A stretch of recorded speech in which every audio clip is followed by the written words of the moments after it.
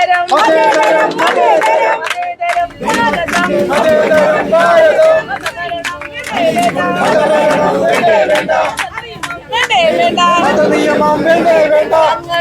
പൊന്നാട്ടിൽ ഞങ്ങളുടെ പൊന്നാട്ടിൽ ഞങ്ങളുടെ പൊന്നാട്ടിൽ ഞങ്ങളുടെ പൊന്നാട്ടിൽ ഞങ്ങളുടെ പൊന്നാട്ടിൽ ഞങ്ങളുടെ പൊന്നാട്ടിൽ. മുനമ്പത്തെ എൻ്റെ പ്രിയപ്പെട്ട സഹോദരങ്ങളെ, നിങ്ങൾ ഇന്നിവിടെ വന്നത് നിങ്ങളുടെ ഈ സമരം ഇന്ന് 176-ാം ദിവസമാണ്. അതിനപ്പുറത്തേക്ക് ശരിക്കും പറഞ്ഞാൽ നിങ്ങളുടെ സമരത്തിൻ്റെ ഒന്നാം ഘട്ടം വിജയിച്ചു എന്നുള്ളതാണ്. ശരിക്കും കേരളത്തിൽ നിന്നുള്ള ഇടത് വലത് രാഷ്ട്രീയ പ്രസ്ഥാനങ്ങളാണ് ലോക്സഭയിൽ വഖഫ് നിയമ ഭേദഗതിക്കെതിരെ ശക്തമായ നിലപാടെടുത്തത്. അത് പാസ്സാകാതിരിക്കുവാനായിട്ട് എല്ലാവിധ കളികളും കളിച്ചത് കേരളത്തിൽ നിന്നുള്ള എംപിമാരായിരുന്നു. അവരുടെ മുന്നിൽ ഏറ്റവും വലിയ തെളിവായി മുനമ്പം നിങ്ങളിവിടെ സത്യാഗ്രഹം ഇരിക്കുമ്പോഴും അതിനെ മറന്നുകൊണ്ട് അവർ ഇത്രയധികം ശക്തമായിട്ട് പൊളിറ്റിക്കൽ ഇസ്ലാമിന് വേണ്ടി ലോക്സഭയിൽ വഖഫ് ബോർഡിന് വേണ്ടി ഇത്രയധികം പ്രകടനങ്ങൾ കാഴ്ചവെക്കുമെങ്കിൽ, ഇത്രയധികം ശക്തമായിട്ട് കാഴ്ചവെക്കുമെങ്കിൽ, നിങ്ങളെന്നൊരു ആളുകൾ ഇവിടെ ഇല്ലേ, കേരളത്തിൽ ഇല്ലായിരുന്നുവെങ്കിൽ, അല്ലെങ്കിൽ ഈ മുനമ്പം സമരം എന്ന് പറയുന്ന മുനമ്പം വിഷയം ഈ വഖഫ് നിയമ ഭേദഗതി വരുന്ന സമയത്ത് ഇല്ലായിരുന്നുവെങ്കിൽ എന്തായിരിക്കും പാർലമെന്റിലും കേരളത്തിലും സംഭവിക്കാൻ പോകുന്നതെന്ന് നമുക്ക് ഊഹിക്കാവുന്നതേ ഉള്ളൂ. അപ്പൊ ശരിക്കും പറഞ്ഞാൽ വഖഫ് നിയമ ഭേദഗതി നിയമം എന്ന ഒരു കാട്ടാള നിയമത്തെ, ഇന്ത്യൻ ഭരണഘടനയ്ക്ക് മുകളിൽ ഉണ്ടായിരുന്ന ഒരു മത നിയമത്തെ എടുത്തു മാറ്റുവാൻ ഏറ്റവും വലിയ ഒരു ചൂണ്ടുപലകയായി നിന്നത് നിങ്ങളുടെ ഈ സഹന സമരമാണ്. ഇവിടുത്തെ ഓരോ ആളുകളും വഖഫ് നിയമം എന്താണെന്നും അതിന്റെ ദൂഷ്യവശങ്ങൾ, അതിന്റെ അപകടങ്ങൾ എന്താണെന്നും അത് തിരുത്തപ്പെടേണ്ടതിന്റെ ആവശ്യകത എന്താണെന്നും മനസ്സിലാക്കുവാൻ നിങ്ങളുടെ ഈ സമരമാണ് കാരണമായത്. അത് കൃത്യമായി ഒരു ദൈവ നിയോഗം പോലെ നിയമ ഭേദഗതി ലോക്സഭയിലേക്ക് വരാൻ പോകുന്നു. ആ സമയത്ത് തന്നെ നിങ്ങളുടെ ഈ സമരം ഇവിടെ ആരംഭിക്കുന്നു. ഇതെല്ലാം പരസ്പര പൂരകങ്ങളായി ഒരേപോലെ മുന്നോട്ട് പോയപ്പോൾ നിങ്ങളുടെ ഈ സമരം ഭാരതത്തിലെ മൊത്തം ശ്രദ്ധ ആകർഷിച്ചു. ലോക്സഭയിൽ അത് അവിടുത്തെ അവരുടെ ആവശ്യകതയെപ്പറ്റി ചൂണ്ടിക്കാണിക്കുന്നതിന്റെ ഒരു ഭാഗമായി മുനമ്പം സമരം മാറി. അപ്പോൾ ശരിക്കും പറഞ്ഞാൽ നിങ്ങളുടെ സമരത്തിന്റെ ആദ്യ ഘട്ടം വിജയിച്ചു എന്നുള്ളതാണ്. ഇപ്പോൾ നിയമം രാഷ്ട്രപതി ഒപ്പുവെച്ച് അത് നിയമം പ്രാബല്യത്തിലായിരിക്കും. പക്ഷെ നിങ്ങളുടെ ആ വിജയത്തെ, നിങ്ങളുടെ ആ സന്തോഷത്തെ ഇല്ലാതാക്കുവാനായിട്ട് മറ്റൊന്നും പറയാനില്ലാത്തത് കൊണ്ട് മുനമ്പം വിഷയം നിയമ ഭേദഗതി പാസ്സായത് കൊണ്ടൊന്നും തീരാൻ പോകുന്നില്ല എന്ന് പറഞ്ഞുകൊണ്ട് ഇവിടെ പല ആളുകളും വരുന്നുണ്ട്. കാരണം അവർക്ക് പറയാൻ മറ്റൊന്നും തന്നെയില്ല. കാരണം എന്തെങ്കിലും അവരുടെ ഈ നിലപാടിന് എന്തെങ്കിലും ഒരു കാരണം ചൂണ്ടിക്കാണിക്കണമല്ലോ. അപ്പോൾ അവർ പറയുകയാണ് വഖഫ് നിയമ ഭേദഗതിയും മുനമ്പം വിഷയവും തമ്മിൽ ബന്ധമില്ല. ഇവർ ജനപ്രതിനിധികളല്ലേ, കേരളത്തിന്റെ പല ഭാഗങ്ങളിലുള്ളവരല്ലേ, മുനമ്പം വിഷയത്തിന് ബന്ധമില്ല എന്നിരിക്കട്ടെ. അങ്ങനെയാണെങ്കിൽ ചാവക്കാടും പാലക്കാടും കോഴിക്കോടും മലപ്പുറത്തും ആലപ്പുഴയിലും കോട്ടയത്തും ഒക്കെയുള്ള വഖഫിന്റെ ഇതുപോലെ ഭീഷണി അനുഭവിക്കുന്ന, കുടിയിറക്കുന്നതിന് മുന്നിൽ നിൽക്കുന്ന എത്രയോ അധികം ആളുകളുണ്ട്. അപ്പോൾ അവരുടെ കാര്യത്തിൽ ഇവർക്ക് എന്തെങ്കിലും ഒരു ഉത്തരവാദിത്വം ഉണ്ടോ എന്ന് നമുക്ക് ചോദിക്കാൻ പറ്റും. കാര്യം നിങ്ങളുടെ വഖഫുമായിട്ട് ബന്ധമില്ലാത്തത് കൊണ്ടാണ് അവർ അതിനെ വഖഫ് നിയമ ഭേദഗതി എതിർക്കാൻ തയ്യാറായെന്ന് പറയുമ്പോൾ ഇവരുടെയൊക്കെ മണ്ഡലങ്ങൾ ഉണ്ടായിരുന്ന മറ്റു പാവങ്ങളുടെ കാര്യമോ? അതിൽ മുസ്ലിങ്ങളുണ്ട്, ഹിന്ദുക്കളുണ്ട്, ക്രിസ്ത്യാനികളുണ്ട്. കാരണം ഈ ഒരു നിയമം വരുവോ ഇല്ലയോ എന്ന് നോക്കുവാൻ വേണ്ടിയിട്ടാണ് അവർ പല ഭൂമികളും പിടിച്ചെടുക്കുന്നത്, വൈകിപ്പിച്ചത്. അവരുടെ വാംസി എന്ന് പറയുന്ന വെബ്സൈറ്റിൽ കേരളത്തിലെ ഏതാണ്ട് ഒരു 20% സ്ഥലം അവരുടെ സൈറ്റിൽ കൊടുത്തിരിക്കുകയാണ്. ഇപ്പൊ അതിന് ഉദാഹരണമായി നമുക്ക് കാണാവുന്നത് നമ്മളുടെയൊക്കെ സഹോദരങ്ങളുള്ള മത്സ്യത്തൊഴിലാളികളുള്ള ചെല്ലാനത്തിന്റെ ഭൂമിയുടെ മേൽ വഖഫിന്റെ സൈറ്റിൽ ചെല്ലാനമെന്ന് മാത്രം രേഖപ്പെടുത്തിയിരിക്കുകയാണ്. ഇടക്കൊച്ചിയിലെ ഒരു ജുമാ മസ്ജിദിന്റെ ഉടമസ്ഥതയിലുള്ള വഖഫിന്റെ സ്ഥലമായിട്ടാണ് ചെല്ലാനം കാണിച്ചിരിക്കുന്നത്. കാരണം ചെല്ലാനം എന്താണ്? ഇവിടെ മുനമ്പം കിട്ടിക്കഴിഞ്ഞാൽ പിന്നെ ഫോർട്ട് കൊച്ചിയിൽ പണ്ടൊക്കെ നമ്മുടെ ക്രിസ്ത്യാനികളായിരുന്നു, ഹിന്ദുക്കളുമായിരുന്നു അവിടുത്തെയൊക്കെ തരകന്മാരൊക്കെ.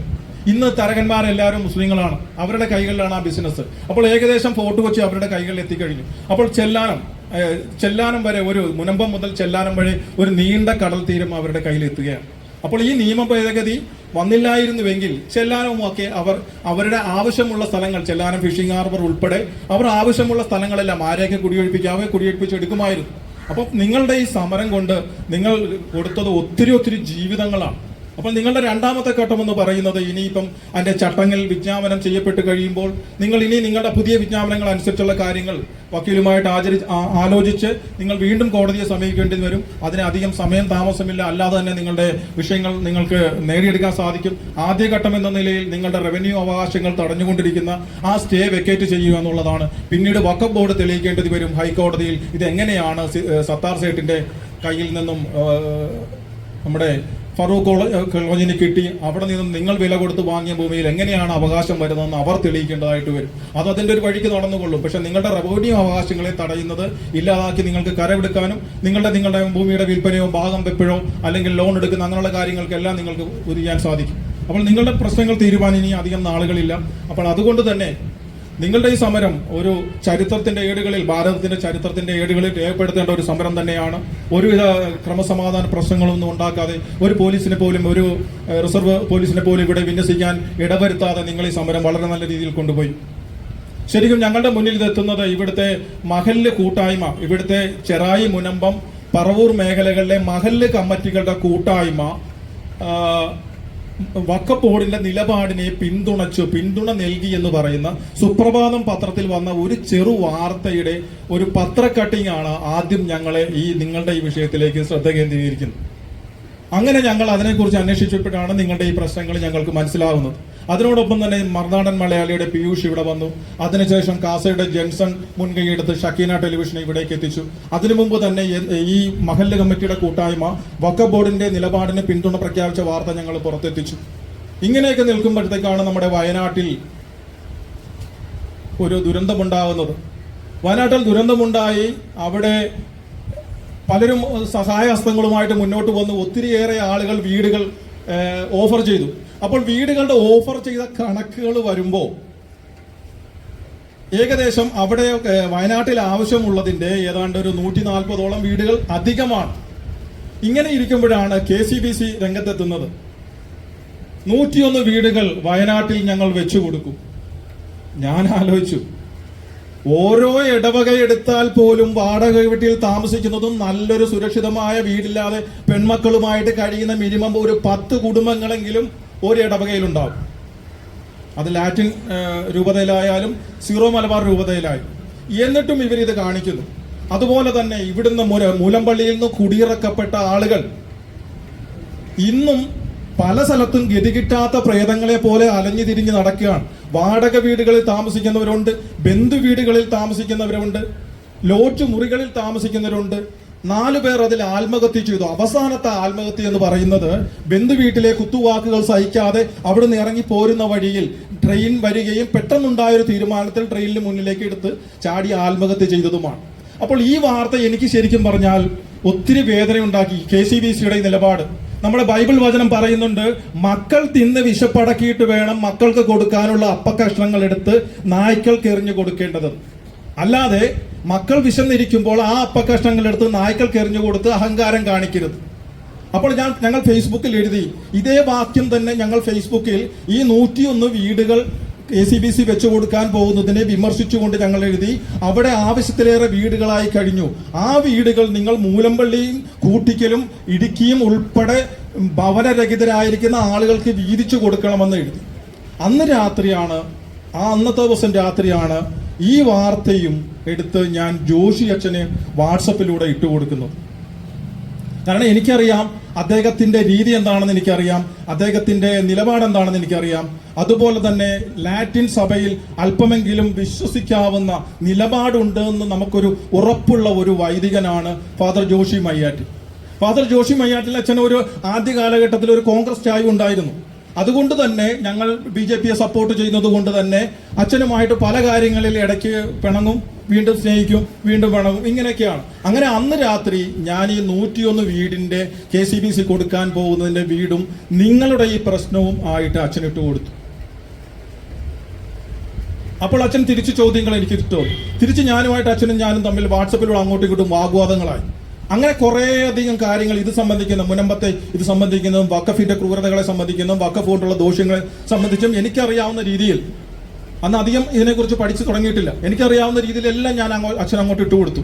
അപ്പോഴെന്തോ ഞാൻ പറയുന്നതിൽ കാര്യമുണ്ടോ എന്ന് അച്ഛന് മനസ്സിലായി. അപ്പൊ അച്ഛൻ എന്നോട് പറഞ്ഞതാണ്, ഞാൻ ഇതിനെക്കുറിച്ചൊന്ന് പഠിക്കട്ടെ, പഠിച്ചതിന് ശേഷം ഞാൻ പ്രതികരിക്കാം. അവിടെ നിന്നാണ് നിങ്ങളുടെ രക്ഷകനായിട്ടുള്ള ജോഷി മയ്യാറ്റിൽ എന്ന് പറയുന്ന വൈദികൻ പിറ്റേ ദിവസം തൊട്ട് ഞാൻ കാണുന്നത് അതിനെക്കുറിച്ച് ആഴത്തിൽ പഠിച്ചുകൊണ്ട് വഖഫിനെ കുറിച്ച് എല്ലാവിധ അതിന്റെ ദൂഷ്യവശങ്ങളെ കുറിച്ചും എഴുതിക്കൊണ്ട് ജോഷി മയ്യാറ്റിൽ അച്ഛൻ രംഗത്തെത്തുന്നതാണ് കാണുന്നത്. പിന്നെ അച്ഛൻ ഒരു പെട്ടെന്നൊരു മൂവ്മെന്റ് നടത്തി, ഇതിനെതിരെ ഒരു സോഷ്യൽ മീഡിയ ക്യാമ്പയിൻ ആരംഭിക്കണം. ആ സോഷ്യൽ മീഡിയ ക്യാമ്പയിനിലൂടെ ഇത് ജനങ്ങളിലേക്ക് എത്തിക്കണം. കാര്യം നമ്മളുടെ ഒന്നും വാക്കുകളെ, ഇപ്പൊ നമ്മൾ 3000 രൂപ അടച്ച് ഇവിടുത്തെ പ്രസ് ക്ലബിൽ ഒരു മീറ്റിംഗ് നടത്തിയാൽ കുറച്ച് ചാനലുകാർ വരും, പക്ഷെ അവർ റെക്കോർഡ് ചെയ്തിട്ട് പോവും. അവരൊരിക്കലും നമ്മൾ പറയുന്നത് പൂർണ്ണമായിട്ടും കൊടുക്കില്ല. അവർക്ക് ഇഷ്ടമുണ്ടെങ്കിൽ മാത്രമേ കൊടുക്കൂ. മുക്കേണ്ട വാർത്ത അവർ മുക്കും, കൊടുക്കേണ്ടത് കൊടുക്കും, വളച്ചൊടിക്കേണ്ടത് അവർ വളച്ചൊടിക്കും. അപ്പോൾ സോഷ്യൽ മീഡിയ ആണ് ഇതിന് നല്ലത് എന്ന് ജോഷി തിരിച്ചറിയുകയും അച്ഛൻ മുനമ്പം എന്ന് പറഞ്ഞുകൊണ്ട് 2 വാട്സപ്പ് ഗ്രൂപ്പുകൾ രൂപീകരിക്കുകയും ചെയ്തു.